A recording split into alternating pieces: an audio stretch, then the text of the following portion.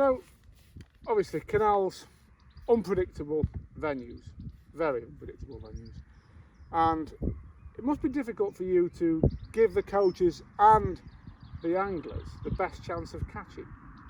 Indeed, yes. And then this section I call putting the odds in our favour. Well, whose favour? Both the coaches' favour and the participants' favour, because we all want everybody that comes along to catch fish. And so what are the things we think about? Well, firstly, obviously you think about the venue, yeah? And so it needs to be a venue that's obviously got a healthy fish population. Most of them have, so that's a good start, yeah? But maybe they don't fish very well at certain times of year. So winter is really difficult, yeah? But there are a few places where the fish are shoaled up that can be really good, even on the coldest of days.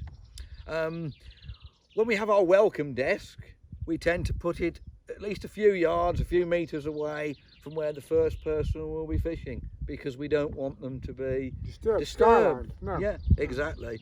You know, and we put the participants a sensible distance apart.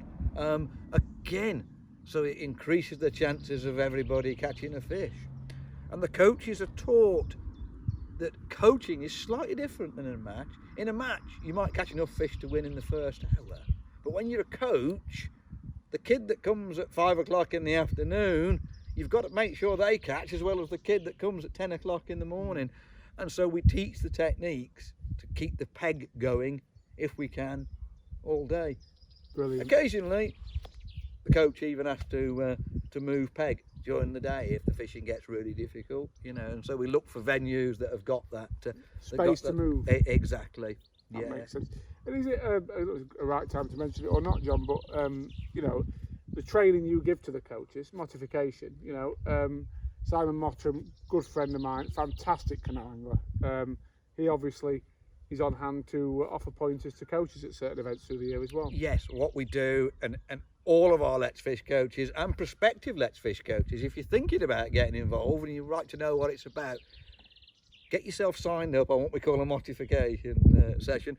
We might be getting Paul Murrin to do it. Yeah, he doesn't know it, or a Murrinification. A Murrinification. Yeah, that's an exclusive, Tom. Yeah, I'm working on him. But very interestingly, Paul came to modification on the Shropshire Union Canal just a few weeks ago. Yeah, not to learn anything technical.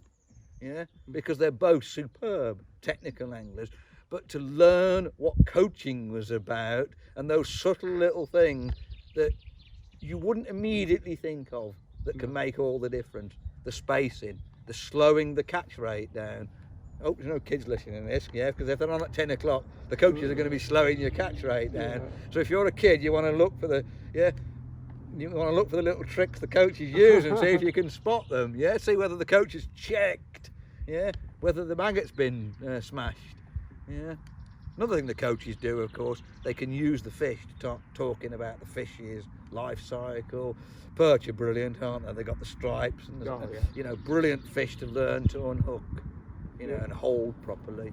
Yeah. And yeah, absolutely.